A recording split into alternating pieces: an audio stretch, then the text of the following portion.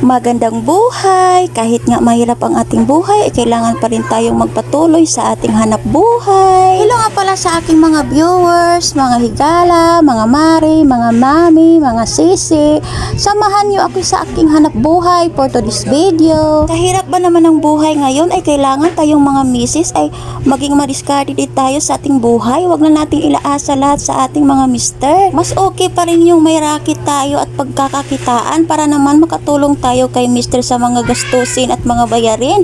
Hay nako, ang hirap-hirap na ng buhay, lahat na lang tumataas. Pansin ko nga, parang panty ko na lang ang bumaba sa panahon ngayon. Halos-halos na lang nagtaasan.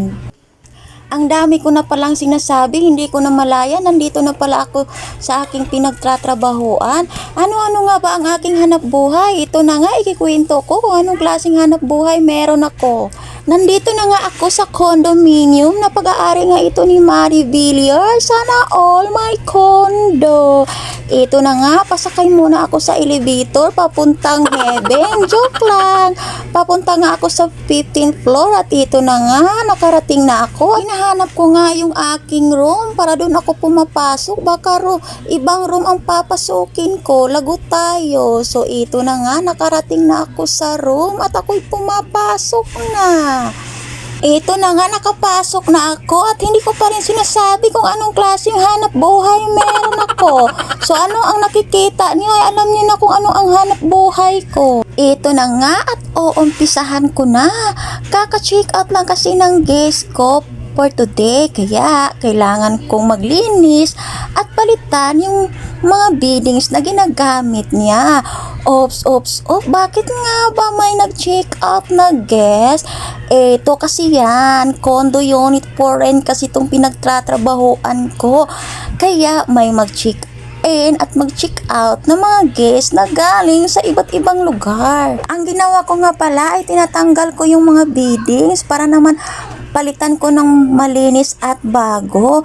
Kasi nga, mamaya ay may panibagong guest na naman na mag-check-in sa condo unit na ito. Maraming salamat nga pala sa may-ari ng condo unit na ito.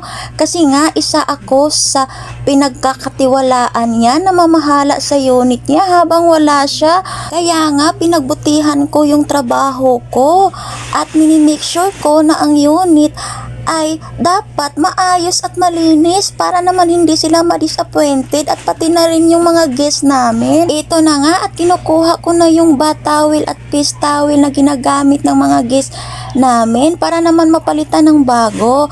Ito kasi kailangan pag may panibagong guest ay dapat bagong-bago din ang mga gamit at dito na nga sinisimulan ko na ang mag-ayos at maglinis. Kung ano mang hanap buhay o trabaho na meron kayo ngayon ay dapat mahalin, pahalagahan nyo at pag-ingatan dahil alam nyo sa hirap-hirap ng buhay ngayon marami pa rin mga taong walang hanap buhay kahit naghihirap na sa buhay. Kaya magpapasalamat na lang kayo at ipagdasal natin sa may kapal na bigyan pa tayo ng kalakasan para makasurvive pa rin tayo sa araw-araw nating hanap buhay. Sa hirap ba naman ng panahon ngayon, kailangan hindi na tayo maging choosy o mamimili kung ano ang trabaho o hanap buhay na meron tayo. Ang importante ay mahalaga na magkaroon tayo ng pera para makasurvive tayo sa araw-araw na gastusin. Guys, ang dami ko na namang sinasabi. Wala namang kayong paki sa sinasabi ko. Ipagpatuloy ko nga lang itong paglilinis ko.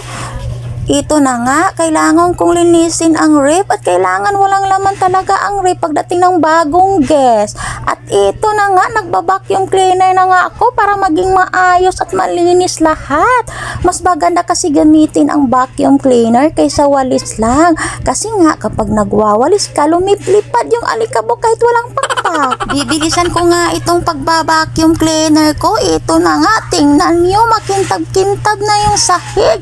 Abay, napakaganda talaga gamitin itong vacuum cleaner na pang. Kung paglilinis nga ang pag-uusapan ay sinisigurado ko na wala talagang alikabok. Kasi nga, hay nako, makaka-disappointed kaya yung pagpasok ng guest dito sa unit at hindi malinis. Nako, hindi na yun bumabalik-balik. Sa hindi nga pagmamayabang, pero ako'y magyayabang talaga na bawat guest namin ay nako, Mga good reviews talaga ang sinasabi nila patungkol sa unit namin. Ito na nga at ako'y malapit nang matapos at ito nagsisit up na ako ng bidding. Sweet lang. Ito na! Natapos na ako lahat! At bago nga ako magtapos itong mini vlog ko, ay isa-shoutout ko muna itong guest ko na ang kanyang mensahe naman ay nakakataba ng puso.